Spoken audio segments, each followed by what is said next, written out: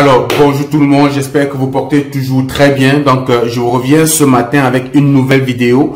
On va faire un petit tour d'horizon de toute l'actualité immigration, des différents programmes, tout ce qu'il y a eu comme changement ou bien des perspectives à venir. On va commencer par l'augmentation des frais de subsistance. Vous le savez peut-être, peut-être pas encore, mais récemment, le gouvernement du Canada a revu à la hausse les frais de subsistance. Vous le savez, lorsque vous voulez immigrer au Canada via le programme Entrée Express, on vous demande d'avoir un certain montant qui va pouvoir, comme ça, vous aider sur place au moins pendant les 3 premiers mois. C'est un agent qui est votre agent, vous le savez déjà, c'est de quoi vous nourrir, vous prendre en charge, de toutes les façons, comme c'est dit, subvenir à vos besoins pendant les 3 premiers mois, le temps de trouver un travail.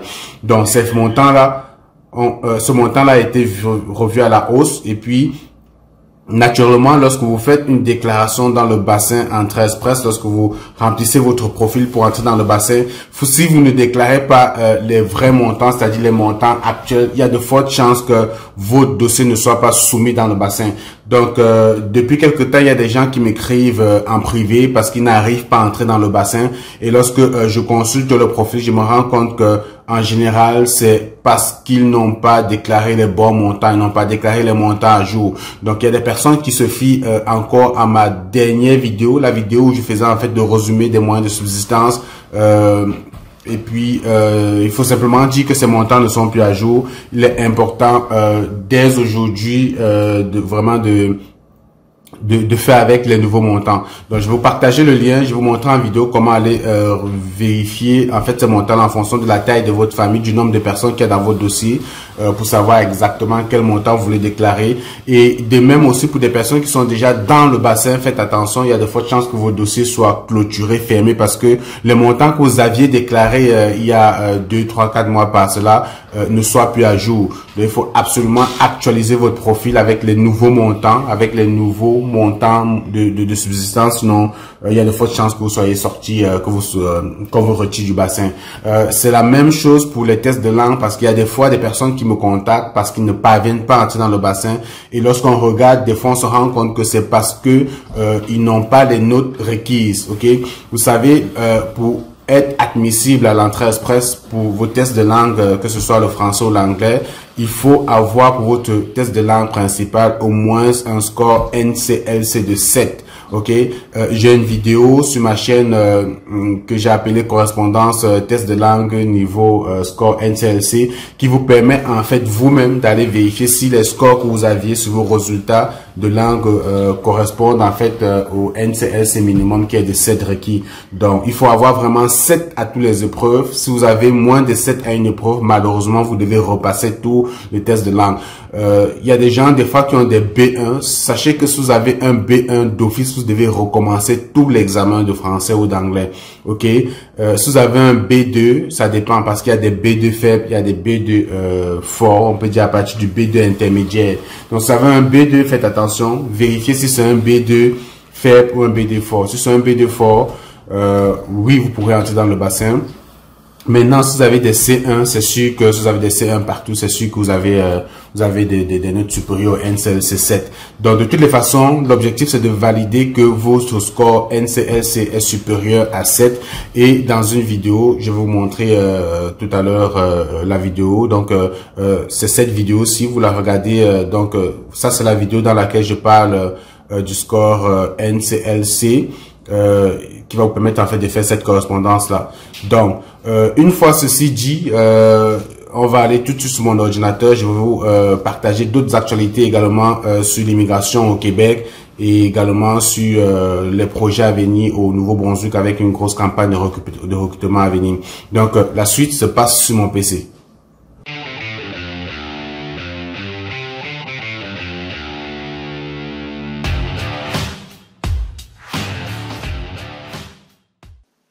Donc, sans plus tarder, on s'en va tout de suite sur Google, notre meilleur ami.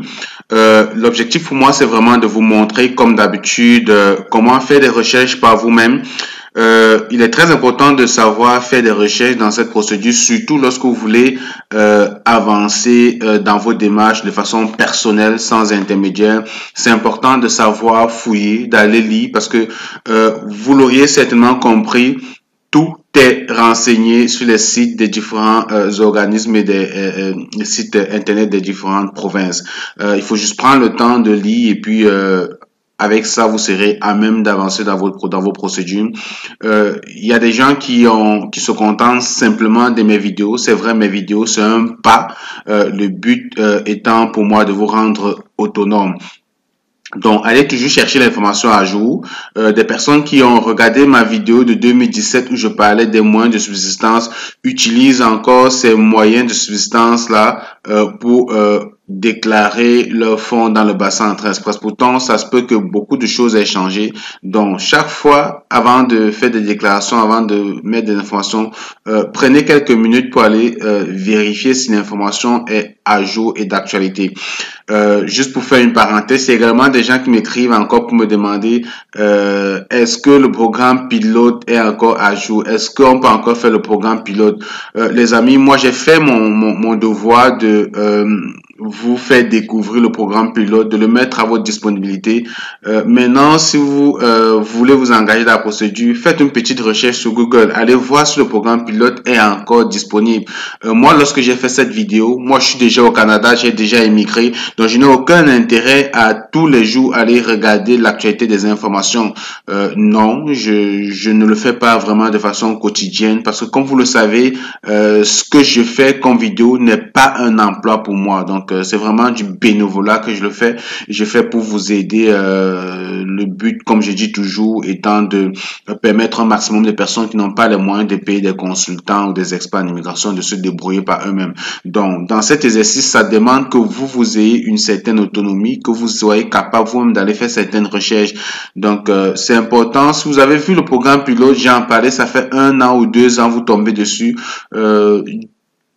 Prenez au moins la peine d'aller voir si c'est encore actuel, si c'est valide. C'est une petite recherche sur Google, vous allez savoir tout de suite. Donc, des fois, j'ai du mal lorsque des gens m'écrivent, me disent, demander si ce programme pilote, on peut encore le faire. Est-ce que c'est encore d'actualité? Voilà quoi. Donc, on ferme la parenthèse, puis on va aller tout de suite sur Google, puis on va saisir ici moyen de subsistance. Vous savez, Google, c'est un outil très puissant. Ok, tout ce que vous voulez comme information, il suffit, tel que vous pensez l'information, saisissez simplement sur Google, puis vous allez certainement être redirigé vers des contenus. Donc, si je fais moins de subsistance entrée express,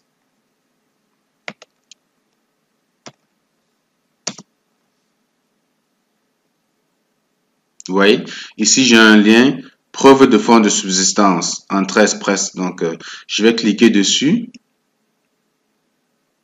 Je pourrais vous mettre le lien, ce lien en description de la vidéo. Donc, ça vous permet de vous rediriger directement. Donc, vous voyez ici, on dit, nous avons mis à jour le tableau qui indique la somme d'argent que vous avez besoin. Ok, pour venir établir au Canada. Pour demeurer admissible, il se peut que vous ayez à mettre à jour les chiffres représentant vos fonds d'établissement dans votre profil Entrée Express.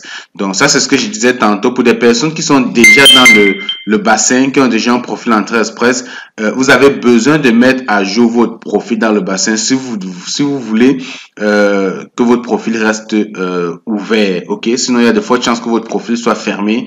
Et puis si vous n'avez pas l'actualité de cette information, il y a de fortes chances que vous paniquez, vous posez 1000 questions parce que vous ne savez pas exactement pourquoi votre profil a été fermé. On le sait déjà, après 1 an, en général, après 1 an, les profils se ferment. Il faut réouvrir le profil. Mais si ça fait pas encore 1 an et que votre profil se ferme, il y a de fortes chances que vous posez des questions de savoir le pourquoi. Donc, l'actualisation de vos moyens de subsistance peut être une réponse à cette question-là. Donc, depuis le 15 juillet 2021, voilà, la mise à jour de votre profil changera par par la date et d'heure auquel nous l'avons reçu. Donc, il vous aide. Donc, si vous êtes dans une situation de bris d'égalité, vous maintiendrez tout de même votre rang. Ok. Donc, voilà. Donc, vous pouvez lire ça, mais moi, ce que je vais vous montrer, c'est vraiment tout ce qu'il y a à savoir, c'est vraiment ici, ce tableau.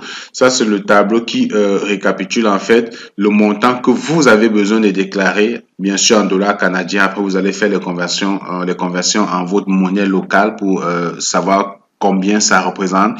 Donc, si vous êtes seul dans votre procédure, il vous faut déclarer 13 213 $. Vous le savez, c'est un montant que vous allez déclarer dans un compte bancaire. Aussitôt que vous pensez faire la procédure d'immigration fédérale Entrée Express, dites-vous qu'il faut absolument que vous ayez cet argent dans un compte bancaire. C'est indispensable. Vous comprenez? Et puis cet argent doit être disponible dans votre compte pendant au moins 6 mois. Ok? Donc, dès l'instant où vous créez votre profil Entrée Express dans le bassin, c'est-à-dire vous avez déjà votre évaluation de diplôme, vous avez vos résultats des tests de langue et vous pensez que c'est venu le moment d'entrer dans le bassin, dès l'instant où vous entrez dans le bassin, il faudrait que cet argent ait fait déjà au moins 6 mois dans votre compte. Par exemple, si moi aujourd'hui je suis un candidat, je décide d'entrer dans le bassin aujourd'hui, le 2 août 2021, lorsque je déclare que je suis seul, par exemple, dans ma procédure, que j'ai 13 000, disons, 400 $ canadiens que j'aurai lorsque je vais immigrer, il faudrait que ces 13 400 $ là ait été mis dans mon compte 6 mois à l'avance. Ok, parce que ce qui va se passer, c'est que lorsque vous allez faire vos déclarations, si au bout d'un mois ou de 2 mois, l'agent d'immigration vous sélectionne ou bien vous êtes extrait dans le bassin parce que vous avez un bon score, lorsque vous allez envoyer vos documents et vos relevés bancaires, l'agent d'immigration va se rendre compte que entre le moment où vous avez créé votre profil Entrée Express et la date à laquelle le montant a été déposé dans votre compte, si c'est dans un délai de moins de 6 mois, ok, il y a de fortes chances que vous receviez un autre courrier pour vous demander de justifier la preuve des fonds, de justifier l'origine des fonds. Parce qu'ils se disent que bon, c'est un agent peut-être qui ne nous appartient pas, vous avez peut-être prêté, c'est quelqu'un qui vous a donné. Donc, ils ne sont pas sûrs que lorsque vous allez immigrer au Canada, vous aurez cet argent en votre possession. Donc, ils se sont dit, si l'argent reste dans votre compte au moins pendant 6 mois, il y a de fortes chances que l'argent soit le vôtre et que donc vous soyez en disposition lorsque vous allez vous rendre au Canada. Donc, j'espère que c'est clair ce que je viens d'expliquer là. Très important, bon à savoir. Et puis, si vous êtes 2 personnes dans la procédure, c'est-à-dire s'il y a juste, quand je dis 2 personnes, ça peut être juste un couple, monsieur, madame, ou monsieur avec un enfant, ou madame avec un enfant. Bref, 2 personnes, ça vous prend 16 449 $. Ainsi de suite, jusqu'à 7 personnes, vous auriez besoin de déclarer 34 967 $ canadiens. Donc, si vous avez plus de 7 personnes, pour chaque personne additionnelle, ajoutez 3 560 $. Donc, si vous avez 8 personnes dans votre procédure, donc on suppose qu'un couple qui a 6 enfants, ça fait 34 967 pour les 7 personnes, pour vous ajouter 3 560 $ pour la 8e personne. Donc, ça, c'est ce que vous allez déclarer, ok? Ça a été mis à jour, ça a été revu à la hausse. Donc, voilà quoi. Si vous avez utilisé les anciens montants, vous avez utilisé les montants par jour pour entrer dans le profil, il y a de fortes chances, je me répète, je le sais, mais c'est important que vos profils soient fermés. Donc, ça c'est bon. Ensuite de cela, autre actualité. Avant de passer à l'autre actualité, lorsque vous êtes sur YouTube, lorsque vous êtes sur ma chaîne YouTube, vous avez, mes vidéos sont regroupées en playlist. Vous voyez, ça c'est la procédure d'immigration fédérale Entrée Express. Ceux qui veulent immigrer au Québec font la procédure ARIMA, c'est ça ici. Donc vous cliquez juste ici sur cette playlist, vous avez la possibilité de regarder ces 11 vidéos qui vont vous montrer en fait comment immigrer dans ce programme-là. Vous avez le programme des candidats des provinces. 8 vidéos et puis j'ai une vidéo où je partage les différents événements à venir, ok. Puis ici vous avez également une vidéo pour les gens qui veulent étudier au Canada. Donc je vais peut-être faire d'autres vidéos dans cette playlist-ci. Donc ça c'est une vidéo en temps normal, ça vous aide à immigrer au Canada en tant qu'étudiant. Donc, juste suivre ces vidéos, vous allez être capable au moins de faire, trouver une inscription dans une école, avoir une admission, faire les éléments pour votre demande de permis d'études, bref, tout ce qui est nécessaire. Voilà quoi. Donc, dans cette playlist-là de immigration fédérale, j'ai une vidéo que j'ai appelée...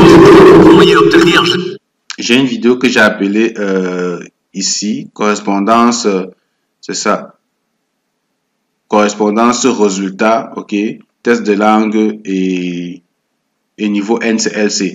Donc, c'est cette vidéo qui va vous permettre de savoir si le score que vous avez obtenu lorsque vous faites votre test de français ou test d'anglais, de savoir si les notes que vous avez obtenues sont supérieures ou égales au score NCLC de 7. Parce qu'il faut avoir au moins un NCLC de 7. Or, dans vos relevés de notes de test de langue, généralement, c'est pas le NCLC qui est donné, c'est juste des notes, c'est juste des scores. Donc, avec cette vidéo, vous allez être capable de faire la correspondance entre les notes qui sont sur vos relevés et le score NCLC. Donc, c'est important d'aller regarder cette vidéo aussi. Donc, lorsqu'on a présenté tout ça, je vais également vous parler des événements à venir. Je préfère arrêter la vidéo tout de suite, puis je vais faire une autre vidéo pour parler des événements à venir. Donc, on se retrouve tout de suite dans une autre vidéo, dans une prochaine vidéo, les amis. Allez, salut!